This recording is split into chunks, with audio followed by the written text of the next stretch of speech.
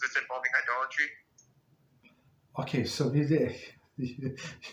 you're a little ahead of the game. So it's actually part of our class. We're going to go in Yain Nesach in soon. I mean, maybe in a month or so. But I'm going to just give summary. So Yain Nesach is just for everybody to know. So Yain Nesach is a wine that a non-Jew was thinking to use for libation for idolatry. So that's for idol, libation for idol, right? So meaning if he touched it, right? If he touched this this non-cooked wine, so he shaked it, he did whatever, and it was open. The bottle was open, so it's considered yain nesach, and we're not allowed to drink. So how about non-Jews? Are they allowed to drink? I think so. There is no problem whatsoever. Because today, the one leniency that we can always rely, I mean, the non-Jews can rely, and sometimes Jews can rely in some exceptional circumstances. There is some exception, and we're going to see in this book that today majority of the non-Jews, they are not idol worshippers, right? Okay.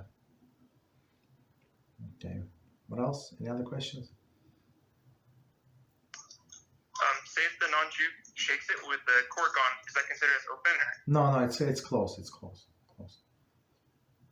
And same. So this is one of the places where it says clearly. So if a Jew that does not keep Shabbos, let's say he does not know.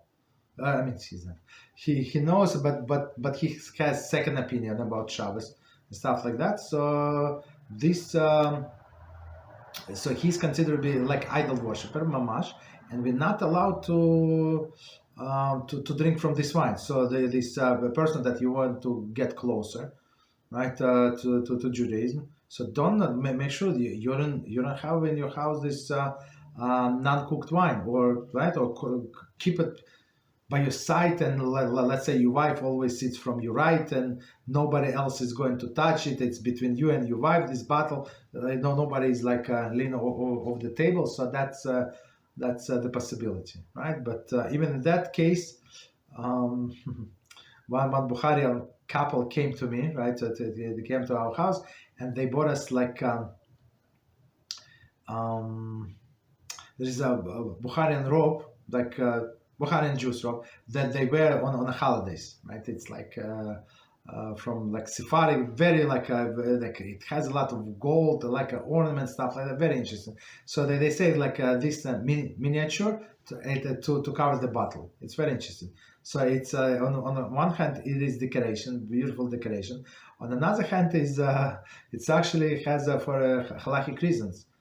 So this non-religious Jews would not see the wine through the bottle if it's without cork, as you said, without cork. That's the issue, right? According to Zohar, so that would be forbidden. They can even spoil this wine, even just by looking at it. That's why many Jews and the owner from the store in Monsey, is Monsey, New York, right? They told me that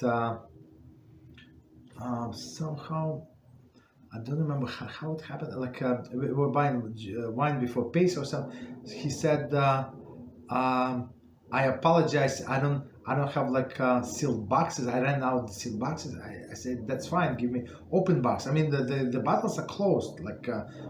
Where's the problem?" He said, "No, you're going to buy open box," and I was shocked. I said, "What is the problem with buying open box?" So he told me many people, not all, but many people, they're trying to be careful. And especially for Pesach wine, they buy in a closed boxes, so these workers in the store would not even see it. Even there is no problem whatsoever. It double sealed. It has a cup, right, the metal cup, and it has the plastic wrap. It's double sealed for sure. There is no problem. But some people try to be very careful for Pesach. Okay, so he apologized. I did not know what he wanted from me. Okay, no problem.